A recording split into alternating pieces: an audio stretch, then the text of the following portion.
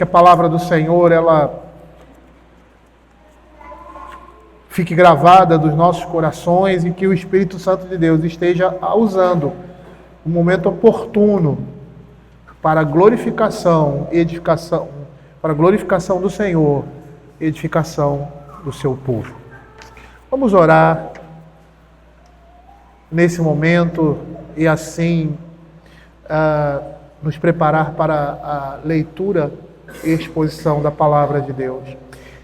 Quero lembrar aos irmãos, tá, que esse momento, como todo culto, mas em especial esse momento, é um momento muito singular no culto a Deus, em que os nossos olhos, os nossos ouvidos, a nossa atenção deve estar voltada pura e exclusivamente para a palavra do Senhor.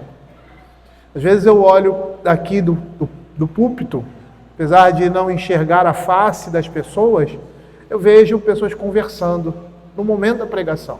Evite isso, meu irmão. Esse é o momento que Deus está falando com você e falando para você e para a igreja. A sua atenção é extremamente importante e você também tem importância relativa na atenção que o irmão vai prestar. Não fique brincando com criança, fazendo gracinha, mexendo ou outras coisas que possam atrapalhar os próprios pais, já na sua dificuldade com as crianças que nós temos. Que isso, até um certo ponto, é normal. Então, vamos nos ater, e vamos ter esse compromisso também com os nossos filhos, para que na mais tenra infância eles possam entender que esse momento é um momento singular e que ele deve estar, no mínimo, em silêncio, olhando e ouvindo, conforme a sua capacidade, aquilo que está sendo transmitido de púlpito, ou seja, pela palavra do Senhor. Isso é vital, isso é importante, isso é essencial para a vida de uma igreja, para a edificação do corpo de Cristo. Lembre-se, você é responsável pela edificação do seu irmão. Vamos orar? Senhor, nós queremos te agradecer, ó Pai, nesse momento em que a Tua palavra será exposta. Nós queremos te pedir, ó Senhor, que o Senhor fale ao coração da sua igreja, que o Teu Espírito Santo, Senhor Deus, esteja falando aos nossos corações, que o Senhor possa estar trabalhando também no coração de cada criança aqui, Senhor Deus, na mais tenra infância, para que desde, Senhor Deus, a situação de colo, ou seja, desde a sua mais tenra infância, ele possa entender e perceber que esse é um momento devocional extremamente importante, não somente na vida dele, como na vida da igreja.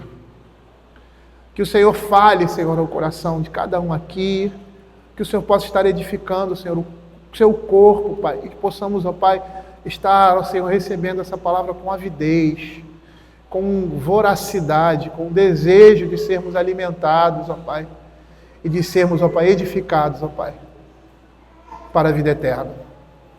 Fica com o teu povo, Pai, é o que nós pedimos, em nome de Jesus. Amém. Queridos, vamos abrir a palavra do Senhor em Marcos, capítulo 8.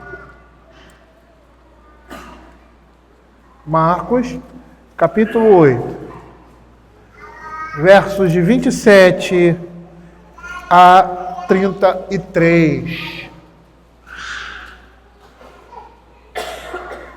Marcos 8, 27 a 33. Diz assim a palavra do Senhor. Então Jesus e os seus discípulos partiram para as aldeias de Cesareia de Filipe, e no caminho perguntou-lhes: quem dizem os homens que sou eu? E responderam João Batista, outros Elias, mas outros alguns dos profetas. Então lhe perguntou: mas vós, quem dizeis que eu sou? Respondendo Pedro lhe disse: tu és o Cristo. Advertiu-os Jesus de que a ninguém dissessem tal coisa a seu respeito. Então começou ele a ensinar-lhes que era necessário que o Filho do Homem sofresse muitas coisas, fosse rejeitado pelos anciãos, pelos principais sacerdotes e pelos escribas, fosse morto, que depois de 3 dias ressuscitasse. E isto ele expunha claramente, Mas Pedro, chamando-o à parte, começou a reprová-lo. Jesus, porém, voltou-se, fitando os seus discípulos, repreendeu a Pedro e disse: arreda Satanás, porque não cogita das coisas de Deus, e sim das dos homens. Queridos, essa passagem de Marcos, ela nos mostra o reconhecimento da verdadeira natureza do Senhor Jesus, o Cristo. O tema central dessa passagem é a cristologia, ou seja, dentro da teologia, é a área que estuda a Cristo, a pessoa de Cristo. E essa doutrina, ou seja, esse tema central, ele é retomado no capítulo 1 de Marcos, quando lá no verso 1 ele diz assim: princípio do Evangelho de Jesus Cristo. Cristo significa ungido, Messias, Filho de Deus. Ele fala, e aqui nós temos ele falando da verdade de Jesus como Messias, definindo nos seguintes versos sua obra messiânica da perspectiva do servo sofredor. Nesse momento, no Evangelho de Marcos, nós chegamos a um ponto crítico, um divisor de águas, pois a sua primeira parte, ou seja, a primeira parte do Evangelho até aqui, e você vê essa divisão no texto, mostra a identidade de Jesus. É o que os versos 27 a 30 vão nos mostrar. E a segunda parte, que nós não vamos desenvolver hoje, que vai do verso 31 a 33, prepara a cena para a morte e ressurreição de Cristo, ou seja, o que essa identidade significa naquele momento. Então percebam que essa narrativa aqui, ela se compõe de duas partes. A primeira, a confissão de Pedro, que é essa que nós vamos expor hoje, e a segunda é a explicação de Jesus sobre a sua obra messiânica. Ou seja, o que decorre dessa confissão, ou seja, do reconhecimento de quem era Jesus. E aí nós vamos partir para a exposição do texto, do verso 27 até o verso 30. O verso 27 diz assim: então Jesus e seus discípulos partiram para as aldeias de Cesareia e de Filipe, e no caminho perguntou-lhes: quem dizem os homens que sou eu? É muito interessante nós ressaltarmos aqui que essa região, Cesareia de Filipe, é uma localidade pagã, onde abrigava o famoso santuário do deus Pan, que é o metade homem e metade bode, que era o guardião na cultura greco-romana dos rebanhos e da natureza. Essa cidade onde o Senhor se encontra nesse momento era chamada anteriormente Panaceia, mas Herodes Filipe, que a reconstruiu, dá o seu nome à cidade, e também do imperador romano, a Cesareia de Filipe. É nesse local que a primeira declaração a respeito da identidade de Jesus é feita, um lugar bastante improvável para uma declaração como essa de Jesus como Messias. É aqui, nessas regiões afastadas do paganismo, onde o paganismo impera, onde a hostilidade dos judeus é apresentada, que Jesus é proclamado Messias pela primeira vez pelos seus discípulos. Nós vamos perceber que, no decorrer da exposição, que eles já, de uma certa forma, já tinham feito essa declaração. Um ou outro deles. Mas aqui é um ponto crucial no Evangelho de Marcos, onde, como eu disse, há um divisor de águas, onde, desse momento em diante, o Senhor está preparando os seus discípulos, está preparando para cumprir a sua missão. E é nesse momento que, como corpo de discípulos, eles declaram aquilo que eles entendem a respeito de Cristo a partir de tudo aquilo que eles viram e ouviram durante esse período do seu ministério. Isso me chamou um pouco a atenção, porque é muito interessante, né? nós às vezes pararmos para perceber que esse seria um lugar onde menos se esperava que isso acontecesse. É onde acontece. No meio do paganismo. Uma cidade pagã.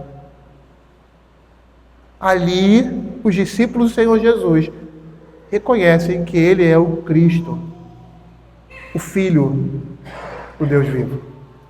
Pode parecer para nós, olhando simplesmente assim, insignificante aos nossos olhos, mas na realidade isso é extremamente esclarecedor, pois é no meio da oposição e da inimizade que Jesus é revelado.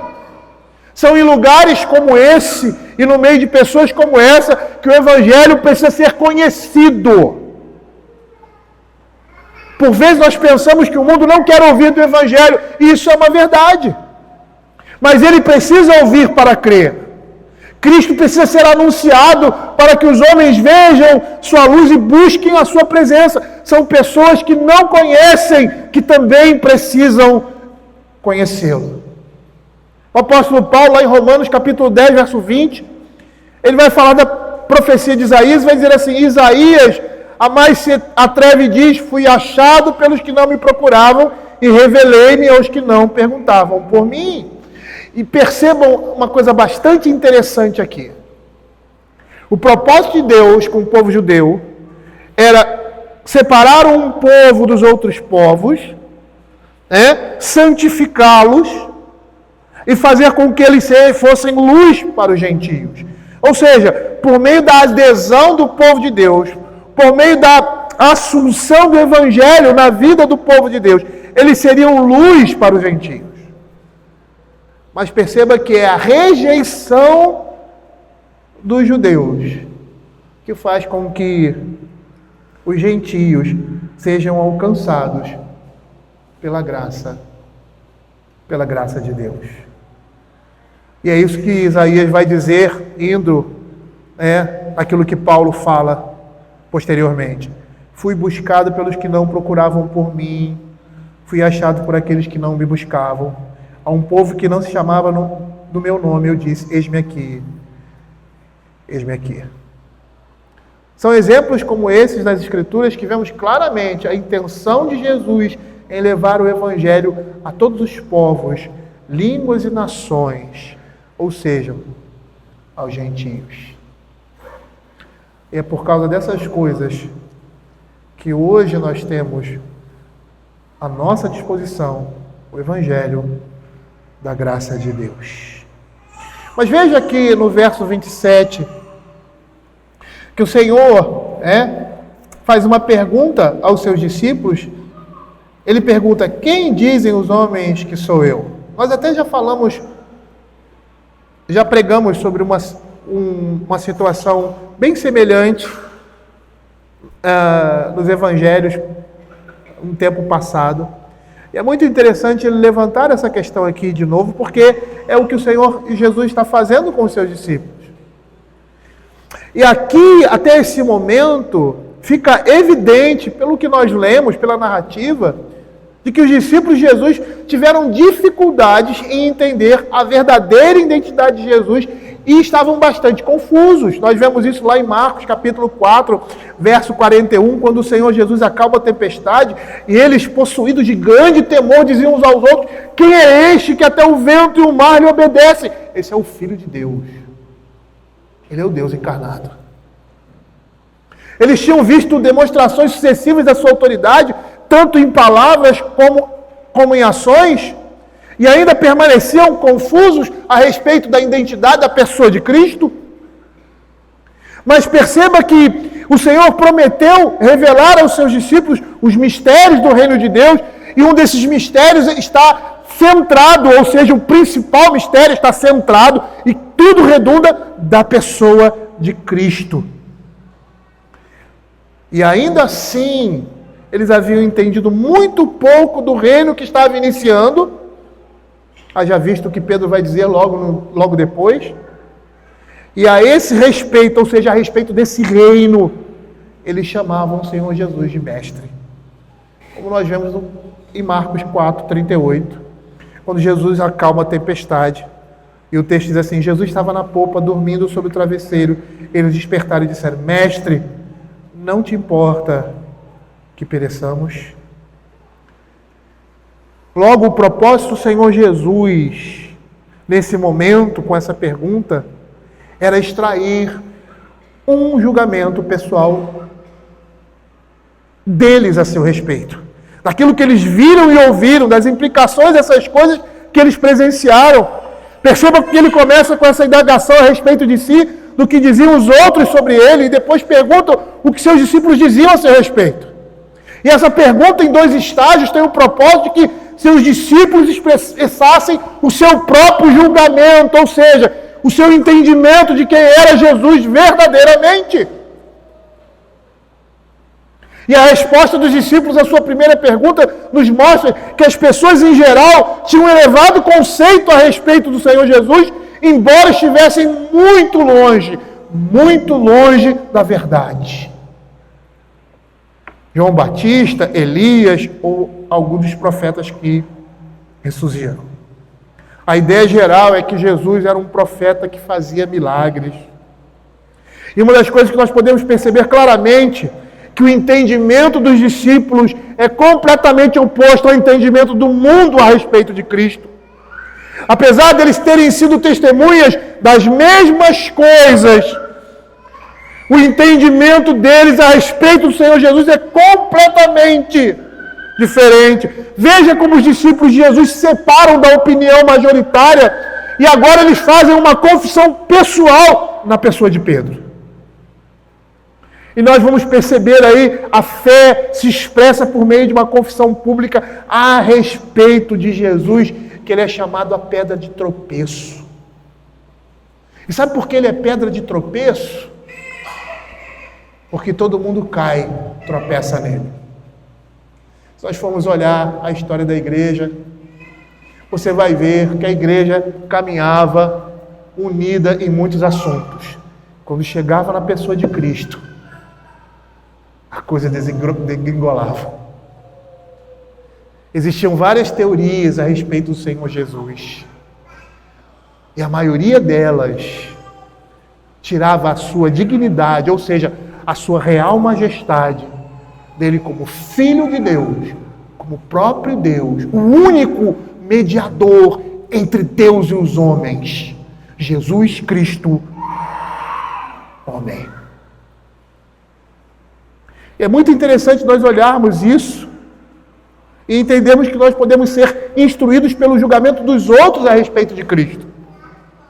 Mas a declaração de que Jesus é o Cristo, o Filho de Deus, vai depender pura e simplesmente de uma confissão pessoal. James Edwards nos diz que a fé é um julgamento sobre Jesus e a disposição para agir conforme o julgamento diante de outros julgamentos possíveis. Ou seja, uma confissão de fé de nossa parte sempre vai redundar em uma responsabilidade de viver de acordo com essa confissão, custe o que custar.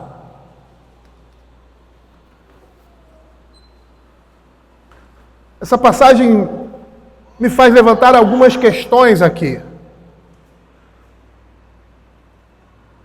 E uma delas é o fato do Senhor Jesus querer saber o que as pessoas pensavam a seu respeito. Matthew Henry, com respeito a isso, ele faz um comentário bastante interessante, aplicando isso à nossa realidade. Ele diz: embora para nós seja algo sem importância o julgamento que os homens fazem de nós, algumas vezes é bom sabermos o que as pessoas dizem de nós, não para que possamos buscar a nossa própria glória, mas para que possamos perceber os nossos erros. Isso seria muito interessante, saber o que as pessoas pensam de nós, não para que eles me acham uma pessoa excelente, mas para nós vermos os nossos erros, que muitas vezes nós não conseguimos ver. Jesus, diz Matthew Henry, lhes perguntou não para que ele pudesse ser informado, mas para que eles pudessem observar por si mesmos, os discípulos, e informar uns aos outros. O que nós estamos vendo aqui nessas duas respostas é o total distanciamento do que o mundo pensa a respeito do Evangelho e do que nós, discípulos de Cristo, sabemos dele. O mundo afirmava que Jesus era João Batista, Elias, alguns dos profetas que ressuscitaram. Todo tipo de opinião se tinha tornado corrente acerca de Jesus, exceto aquela que era verdadeira. Os líderes religiosos pensavam que ele era um falso profeta. O povo imaginava ser ele um profeta a parte de Deus, como Nicodemos o conhecia. E mais adiante, por causa disso, querem transformá-lo num Messias conquistador. Veja o entendimento errado a respeito do Evangelho, e especificamente a respeito de Cristo, vai nos levar. Lá em João 6, capítulo 15, o Senhor tem que fugir do povo porque queriam arrebatá-lo para fazer rei. E o Senhor mesmo disse a Pilatos: o meu reino não é desse mundo. Se o meu reino fosse desse mundo, os meus ministros iriam me livrar da mão de vocês. E aí, João 6,15 vai dizer assim: sabendo, pois, Jesus que estavam para vir com o intuito de arrebatá-lo para o proclamarem rei, retirou-se novamente sozinho para o monte. E apesar de tudo que eles viram, permaneciam ignorantes e incrédulos a respeito de quem realmente ele era. Apesar da visão boa a respeito de Jesus, de ser um profeta, de ser um mestre, de ser alguém, iluminado, alguém superior, eles erraram completamente. Veja o que João capítulo 12, versos 13 a 41 vai dizer. Diz assim a palavra do Senhor, João 12, 37 a 41, desculpa. Diz assim, 37 a 41, João 12. E embora tivesse feito tantos sinais na sua presença, não creram nele. Os sinais serviriam para que eles crescem. Eram sinais que demonstravam a verdade. Para se cumprir a palavra do profeta Isaías, que diz: Senhor, quem creu na nossa pregação e a quem foi revelado o braço do Senhor? Por isso não podiam crer, porque Isaías disse ainda: cegou-lhe os olhos e endureceu-lhes o coração, para que não vejam com os olhos, não entendam com o coração e se convertam e sejam por mim curados. Isto disse Isaías porque viu a glória dele e falou a seu respeito. Contudo, muito dentre as próprias autoridades creram nele, mas por causa dos fariseus não confessavam, para não serem expulsos da sinagoga, porque amaram mais a glória dos homens do que a glória de Deus. É a explicação da incredulidade dos judeus.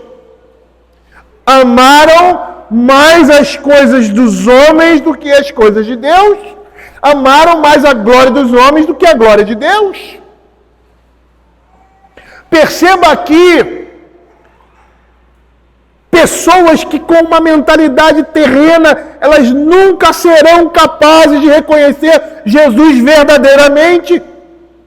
Eles vão vê-lo como um mestre, uma figura importante, uma pessoa iluminada, uma pessoa carismática, um grande líder, alguém que ensinou os homens a amarem, mas jamais vão reconhecer como Messias sofredor, o Senhor e Salvador deste mundo, o Deus encarnado, o Filho de Deus.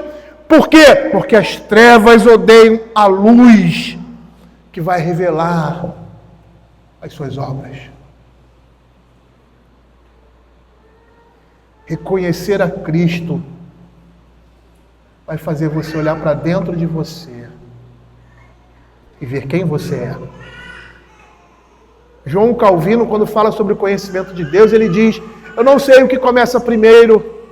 Se o homem a contemplar a presença de Deus, olha para si e vê quem ele é, ou seja, o seu pecado, ou que olhando para si, contemplando a majestade e a glória de Deus, reconhece não somente a glória desse Deus, mas a miserabilidade do homem. É isso que significa uma confissão de fé. Em João capítulo 3, versos 19 e 21, a palavra de Deus diz assim: o julgamento é este, que a luz veio ao mundo, e os homens amaram mais as trevas do que a luz, porque as suas obras eram más.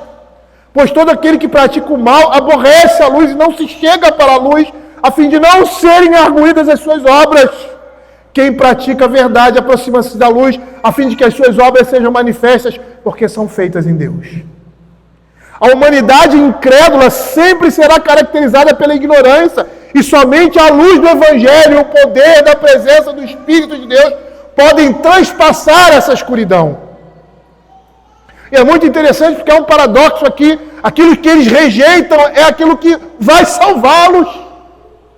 Aquilo que você rejeitou muito tempo na sua vida foi o que salvou você.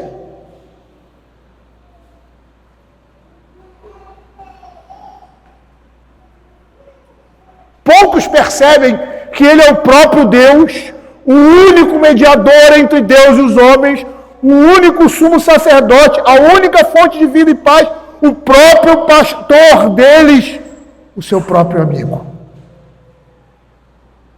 Por isso a nossa tarefa como crentes nesse mundo consiste em portarmos a luz de Cristo para atrair aqueles perdidos que serão atraídos por aquilo que eles mais rejeitam, pela luz do Evangelho que é Cristo, o Salvador dos homens. O apóstolo Paulo, lá em Filipenses capítulo 2,15, vai dizer assim: para que vos torneis irrepreensíveis e sinceros, filhos de Deus, inculpáveis no meio de uma geração pervertida e corrupta, na qual resplandeceis como luzeiros do mundo. Paulo está chamando os crentes a viverem de modo digno da sua vocação, para iluminarem esse mundo com a luz de Cristo. Perceba na Escritura, perceba aqui nessa narrativa, como um conhecimento distorcido a respeito de Cristo, apesar de ser uma apreensão boa a respeito de Cristo, mas distorcida, afasta os homens de Deus.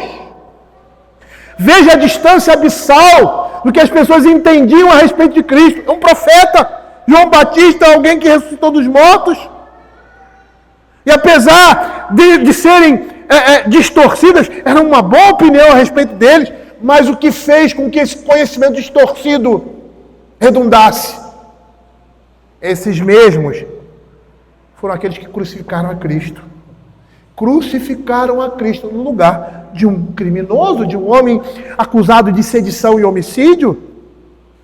E é muito interessante que na leitura da narrativa, ou seja, do texto bíblico, a soltura de Satanás, de Barrabás, impacta os cristãos primitivos, porque ele era um prisioneiro notório, o qual todas as autoridades gostariam de apanhar, por ser um homem violento e perigoso para ser deixado solto. Então aquela leitura de que Barrabás foi solto e o Senhor Jesus foi preso no lugar dele, morreu no lugar dele, Barrabás é citado pelo nome porque ele era um homem conhecido daquela sociedade, um homem desprezado, ou seja, um marginal.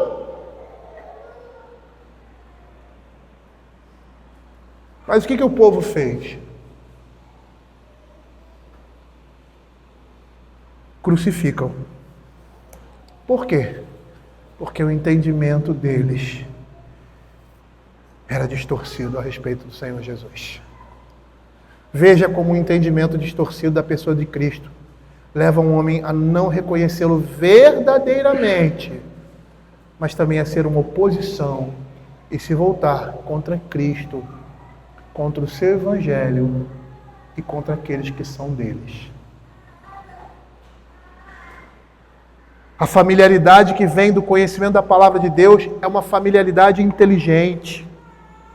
E a familiaridade experimental, ou seja, uma profunda comunhão com Ele, que vem dessa familiaridade inteligente, ou seja, do conhecimento da palavra de Deus, até hoje, como era antigamente, costuma a ser algo raro.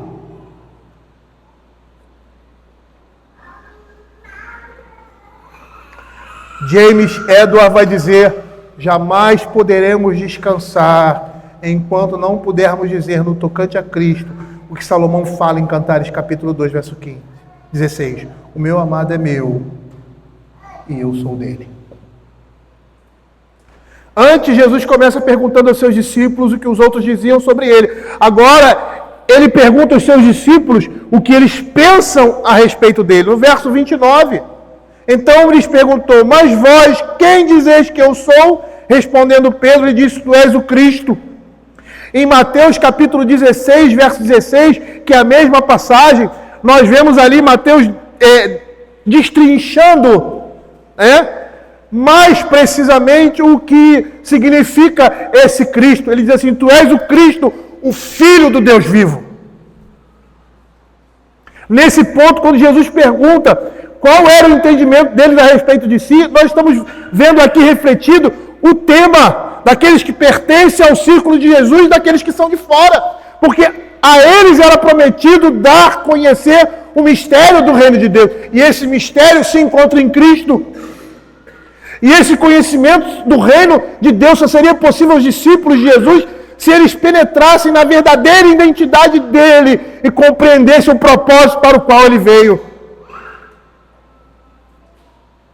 Essa pergunta aqui que o Senhor Jesus faz aos seus discípulos vem mais ou menos depois de 1 ano ou mais deles terem vivido com o Senhor Jesus. Eles experimentaram, eles testemunharam durante esse tempo a autoridade divina, o poder de Deus em Cristo. E se nós fizermos uma pequena caminhada dos discípulos do Evangelho, nós vamos ver que em Marcos capítulo 1, verso 1, a Escritura diz que ele é o Cristo, o Filho de Deus, o Messias. Em João 1,41, depois que André viu Jesus, diz ao seu irmão Simão Pedro que achou o Messias. Pouco tempo depois, Natanael se juntar ao grupo, lá em João 1,49, então exclamou Natanael: Mestre, tu és o Filho de Deus, tu és o Rei de Israel. E depois dessas revelações, os discípulos tiveram altos e baixos em seu entendimento, e na maior parte eles se viram confusos quanto à verdadeira identidade de Jesus. Porque diziam: quem é este que até o mar e o vento lhe obedecem? E apesar de eles terem um conceito judaico básico a respeito do Messias conquistador, que cumpria as expectativas davídicas e destruiria os inimigos de Israel, devolvendo o trono a Davi, não imaginavam de forma alguma que aquele seria o servo sofredor profetizado pelo profeta Isaías, que por meio do seu sacrifício destruiria para sempre o poder dos inimigos do seu povo.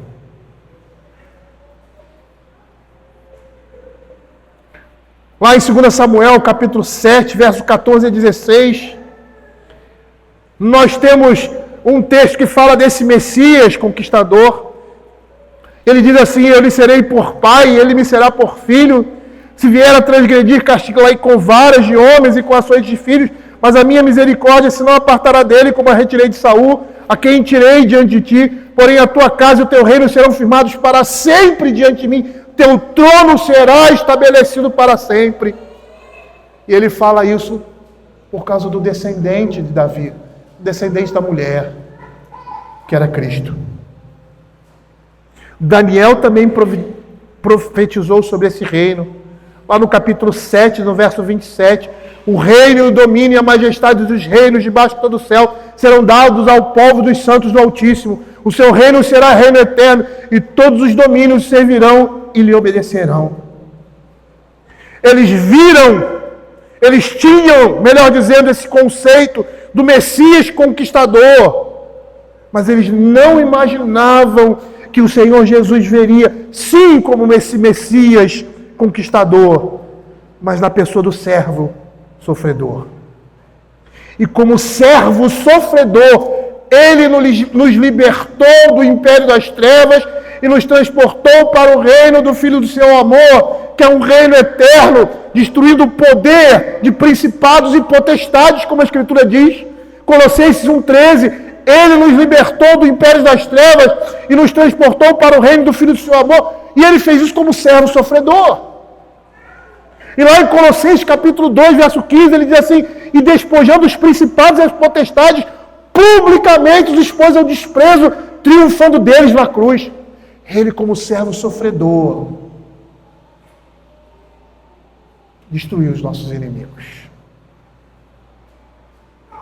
E agora a nossa expectativa, ou seja, Cristo virá não como servo sofredor que tomou o nosso lugar, mas como Rei glorioso e vitorioso para buscar o seu povo e viver eternamente essa bem-aventurança prometida e guardada nos céus.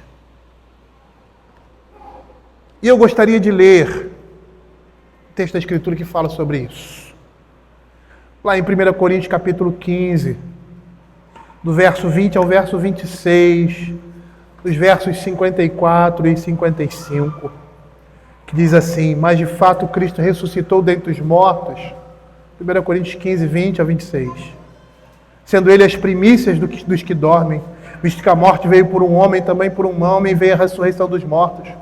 Porque assim como em Adão todos morreram, assim também todos serão vivificados em Cristo. Cada um, porém, sobre a própria ordem. Cristo as primícias, depois os que são de Cristo na sua vinda. E então virá o fim, quando ele entregar o reino ao Deus e Pai, quando houver destruído todo o principado, bem como toda a potestade e poder. Verso 25. Porque convém que ele reine, até que haja posto todos os inimigos debaixo dos seus pés. E o último inimigo a ser destruído é a morte. Versos 54 e 55. E quando este corpo incorruptível se revestir de incorruptibilidade, e o que é mortal se revestir de imortalidade, então se cumprirá a palavra que está escrita: tragada foi a morte pela vitória. Onde está a morte, a tua vitória? Onde está a morte, o teu aguilhão?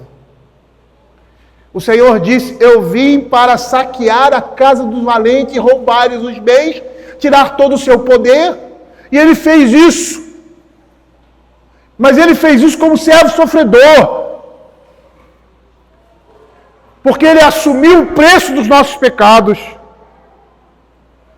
E hoje nós estamos vivendo em Cristo, em glória. Estamos reinando com ele. Estamos lutando diariamente contra o mundo, contra o diabo e contra a carne. E estamos saindo vencedores. Por mais que muitas vezes nós tropecemos no mundo, no diabo e na carne, é o Senhor que nos levanta e que nos já deu a vitória. Por isso que nós não permanecemos no chão.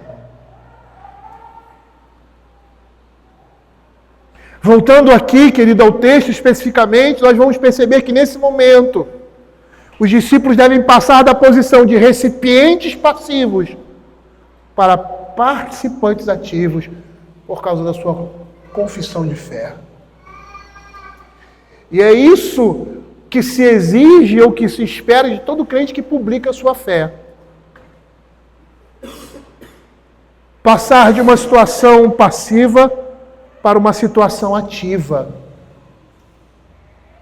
E essa situação ativa está demonstrada nos versos 34 do capítulo 8. Nós vamos falar sobre isso mais adiante. Veja o que James Edwards, em seu comentário, diz. Ele diz assim: os colegas de Jesus e todos os que ouviram seu nome, em algum momento têm que olhar com profundidade o íntimo de Jesus e com profundidade a si mesmos e arriscar uma decisão que acarretará um compromisso com a identidade e missão de Jesus ou uma separação da identidade e missão a missão dele. Se continuarem no caminho com ele, eles não poderão continuar como espectadores e observadores, mas terão que se tornar participantes.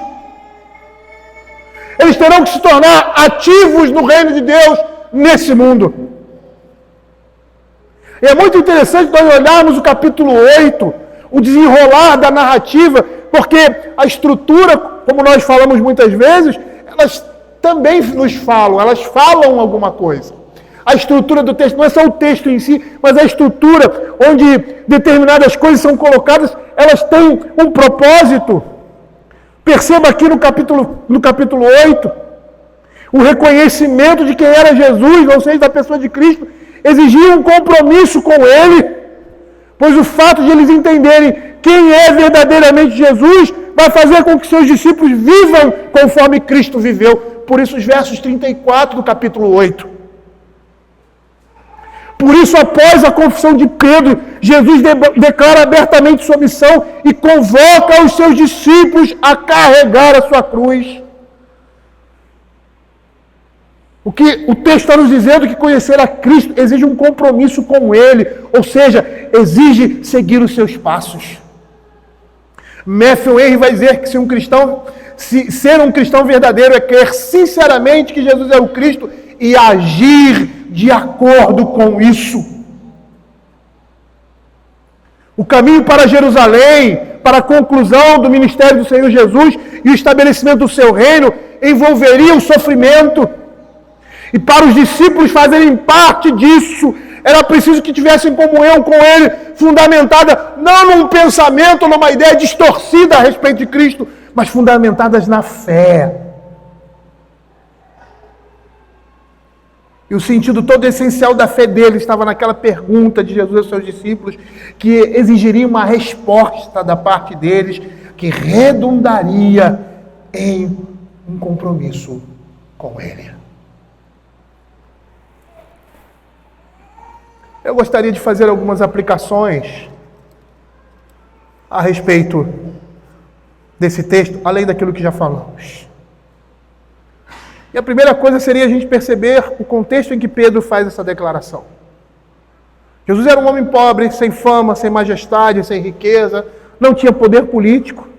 Além disso, os chefes da nação judaica não se recusavam a reconhecê-lo como Messias, mas também queriam matá-lo. E Pedro não tropeça nessa circunstância e declara sua fé em Jesus. A confiança de Pedro não foi abalada diante das circunstâncias contrárias em que eles estavam inseridos. Ele cria que aquele que estava seguindo era o Salvador prometido, era o verdadeiro profeta, maior que Moisés, Jesus, o Filho de Deus. E ele declara o seu próprio credo com coragem e sem hesitação: Tu és o Cristo, o Filho do Deus vivo. E por mais instável e precipitado que Pedro fosse, sua fé é digna aqui de ser imitada. E como ele, nós devemos estar prontos a confessar a Cristo. Porque jamais veremos no meio dos incrédulos nosso mestre e sua doutrina desfrutando de popularidade. E nós devemos estar preparados para confessá-lo com poucos ao nosso lado e muitos contra nós. Por isso nós devemos ser corajosos e seguir o exemplo de Pedro. E assim receberemos o mesmo galardão que Pedro recebeu. Jesus nos diz que aqueles que o confessam diante dos homens, Ele haverá de confessá-lo diante do Pai e diante de todo o mundo reunido. Eu vou estender aqui que essa confissão pública, ela também deve se mostrar por meio das nossas ações, no meio do povo incrédulo, no meio dos gentios. Porque essa confissão nós não fazemos só de boca. É muito fácil, no contexto em que nós vivemos hoje, declarar que Jesus é o Senhor, que Jesus é Deus.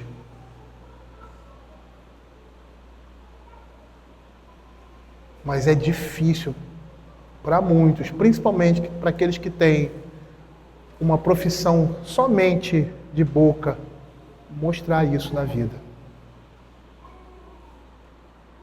Para aqueles que têm uma profissão somente de boca, para aqueles que não assumiram ainda a sua confissão, mostrar isso vai ser impossível. Isso aqui nos leva a uma segunda consideração. E essa segunda consideração é que os que confessam a Cristo agora se acham comprometidos com Ele. A fé se expressa por uma confissão pública, ou melhor, a fé que se expressa por uma confissão pública deve ser verdadeiramente vivida por nós. É como um casamento. Não é à toa que essa imagem do relacionamento de Cristo com a sua igreja. Assumimos um compromisso de amá-lo, de seguir seus passos, sua direção, de tê-lo como único em nossa vida. Nós fomos chamados para uma vocação santa e devemos andar de conformidade com essa vocação, com essa profissão de fé. O apóstolo Paulo, quando escreve aos Efésios, lá no capítulo 4, verso 1, ele diz assim: Rogo-vos, pois eu, prisioneiro do Senhor, que andeis de modo digno da vocação a que foste chamados. A nossa vida deve estar de conformidade com a nossa profissão de fé. A fé que se expressa por meio de uma confissão pública deve resultar em um compromisso pessoal com Ele. Não é somente uma declaração de fé, fruto simplesmente de uma intelectualidade. Era o que muitos judeus fizeram. Mas a Escritura vai dizer que eles creram, mas por causa da glória dos homens, eles não seguiram. Não é uma declaração fruto pura e simplesmente de uma intelectualidade, porque qualquer pessoa, mesmo não crendo em Deus, lendo a Escritura, chegará a essa conclusão. Mas é algo que acontece conosco, que é fruto de uma convicção profunda e pessoal que vai se manifestar na vida. O cristão agora deve vir para Cristo, buscar nele socorro e refúgio, confiar nele totalmente, aquele que é pastor das ovelhas. Agora, verdadeiramente, começa uma luta contra o pecado, contra a carne e contra o mundo. Subjugando desejos e vontades à vontade e santidade de Deus, porque sem santificação ninguém verá o Senhor. A nossa salvação, a nossa vocação passa pela santificação em nossas vidas. É o que Paulo fala em 2 Tessalonicenses 2,13, quando diz assim: entretanto, devemos sempre dar graças a Deus por vós, irmãos amados pelo Senhor, porque Deus os escolheu desde o princípio para a salvação pela santificação do Espírito e fé na verdade. Perceba aqui nesses versos que a cosmovisão cristã representa um total distanciamento da visão desse mundo. O conhecimento que os homens têm das coisas espirituais é completamente diferente do nosso, das coisas que tocam a nossa existência nesse mundo e no porvir. Por mais que apresentem uma visão positiva das coisas relacionadas ao reino de Deus, sempre estarão distantes da verdade, como o Ocidente dista do Oriente. Perceba nessa passagem, as pessoas tinham uma visão positiva de Jesus, mas ainda era totalmente errada a respeito dele. E o que é mais triste, muitas igrejas cristãs, de denominações tradicionais, têm essa mesma visão distorcida de Cristo. Por isso que muitas vezes entram em choques com outras realidades. E é assim, queridos, em todos os campos da vida que tocam a nossa existência relacionada com o mundo por vir.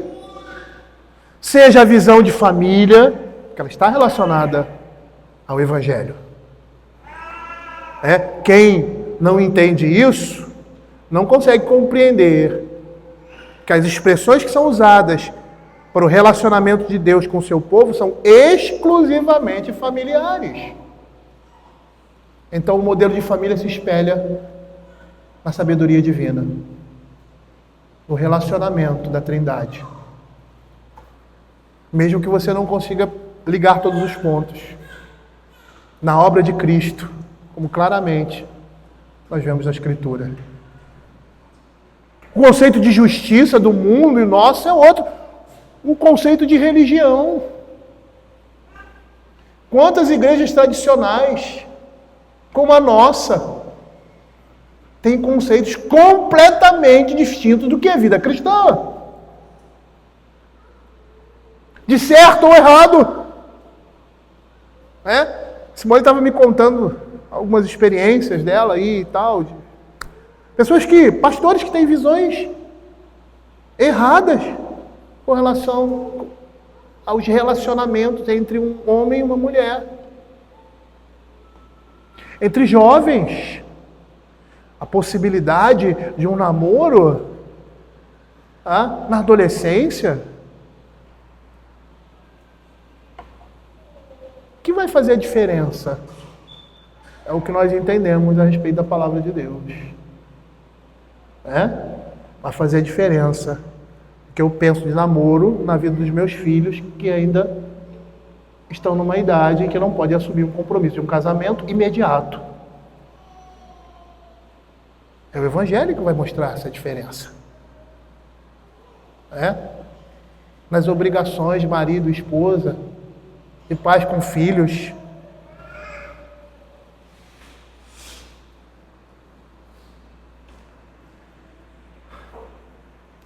Todas as coisas que passam pela Escritura, sejam elas secundárias ou não, são ofuscadas pela cegueira espiritual em que o mundo se encontra. E somente a luz do Evangelho pode abrir os olhos dos homens para a realidade da pessoa e obra de Deus, da criação e redenção desse mundo. Entenda como é importante nós, como crentes, buscarmos na palavra de Deus conhecimento. O Catecismo Maior, na pergunta 5, diz assim: o que as Escrituras principalmente ensinam? As Escrituras ensinam principalmente, responde, o que o homem deve querer sobre Deus, e o dever que Deus requer do homem, é na palavra de Deus que nós vamos conhecer a Cristo. Se eu quero viver e agradar a Deus, preciso conhecê-lo em sua revelação infalível, que é a sua palavra. Eu quero dizer para você, meu irmão, a igreja é muito boa. A pregação e o ensino da igreja é bom, mas não é o suficiente para você. Você precisa buscar individualmente o Senhor e conhecê-lo na sua palavra. Eu não estou dizendo para você se tornar um teólogo ou uma teóloga, mas vocês precisam conhecer profundamente a fé de vocês. E o ponto de partida está aqui na igreja. A igreja dá um empurrão. E os crentes vão.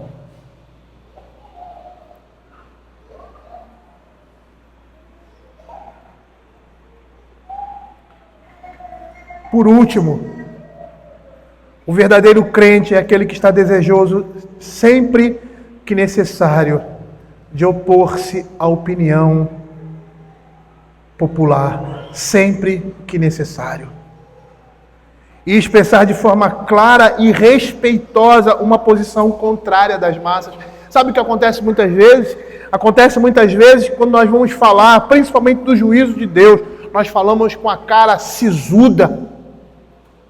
Falamos com ira no nosso coração.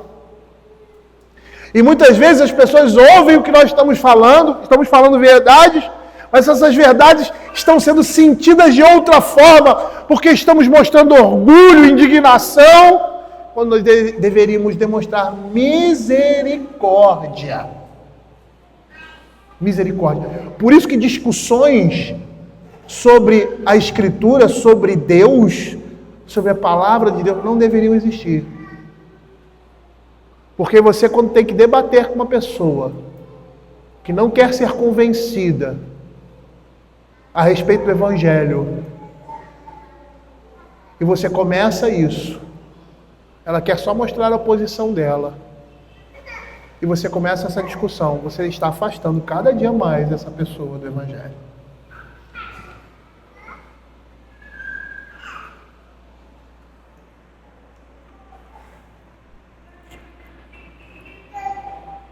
No melhor sentido, queridos, o crente deve estar desejoso de sair corajosamente do interesse da verdade. O reino de Deus é para pessoas corajosas e fortes e vigorosas, como os amigos de Daniel, que diante da morte permanecem fiéis ao Senhor. A conformidade com o mundo, o comprometimento negativo de assuntos básicos da fé e a indisposição de ser diferente são fortemente condenados na Escritura. Romanos capítulo 12, verso 2, vai dizer que nós não podemos nos conformar com o mundo, mas que temos que ter uma transformação completa pela renovação da vossa mente. 2 Coríntios capítulo 6, verso 14 a 16, vai dizer que nós não podemos estar em julgo desigual com os incrédulos, porque não há associação entre eles, não há harmonia entre Cristo e o maligno. Não há ligação entre o templo de Deus e o templo de Satanás, porque é o templo de ídolos. Lá em 1 João, na epístola de João, capítulo 2, verso 15 a 16, ele diz assim: não ameis o mundo nem as coisas que há no mundo. Se alguém amar o mundo, o amor do Pai não está nele. Porque tudo que há no mundo, a concupiscência da carne, a concupiscência dos olhos, a soberba da vida, não procede do Pai, mas procede do mundo. Ora, o mundo passa, bem como a sua concupiscência. Aquele, porém, que faz a vontade de Deus, permanece eternamente. Por nós não sermos do mundo, nós crentes somos luzes que reluzem no meio do mundo. E é isso que Paulo vai dizer aos Filipenses, quando ele diz assim: fazei tudo sem murmurações, nem contendas, para que vos torneis irrepreensíveis e sinceros filhos de Deus, inculpáveis, no meio de uma geração pervertida e corrupta, na qual resplandeceis como luzeiros no mundo, preservando a palavra da vida. Nós somos diferentes do mundo, somos novas criaturas, para que possamos ser uma bênção para o mundo. O Senhor Jesus, lá em Mateus capítulo 5, verso 14 e 16, ele vai dizer assim: vós sois a luz do mundo, assim também brilhe a vossa luz diante dos homens, para que vejam as vossas boas obras e glorifiquem a vosso Pai que está nos céus. A nossa confissão de fé exige de nós um comprometimento. Esse comprometimento que o Senhor Jesus vai falar aqui, por causa da sua missão, nos versos 34 e seguintes. E qual é o seu nível de comprometimento com essa declaração de Pedro? Tu és o Cristo, o Filho do Deus vivo. Pense nisso, meu irmão. Porque a Escritura aqui está nos mostrando que ao declarar que Cristo é o Filho de Deus vivo, essa declaração exige de nós um compromisso com Ele. Esse compromisso é um compromisso de vida e morte, onde nós morremos para o mundo como Cristo morreu na cruz. E aí nós vivemos para Ele, como Ele ressuscitou. E apesar de ter usado essa é uma imagem real também. Porque como Ele morreu, nós também vamos morrer. E como Ele ressuscitou, nós também ressuscitaremos. E essa é a promessa. Nós seremos santificados. Esse é o principal propósito de Deus na vida do homem. Torná-lo à sua semelhança. A salvação é consequência disso. Às vezes nós trocamos essa ordem. Achamos que o alvo principal para o homem, não levando em consideração a glória de Deus, é a sua salvação. Não, o alvo principal é a sua santificação. A salvação é uma consequência daquilo que Deus fez na nossa vida. Vamos orar.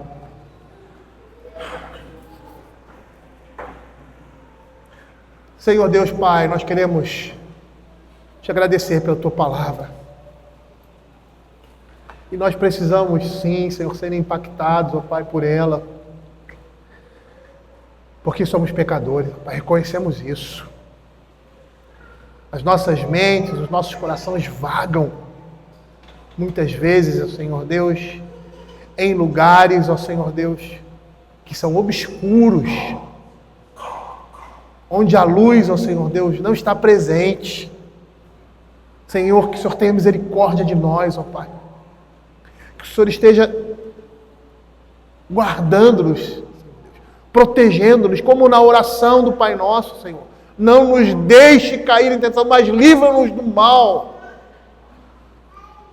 O Senhor é o guarda de Israel, é aquele que guarda a nossa alma, é aquele que pela sua misericórdia e bondade vai fazer com que nós chegamos nos portais eternos, ó Pai, na habitação celestial. Por isso, guarda-nos nesse mundo, ó Pai.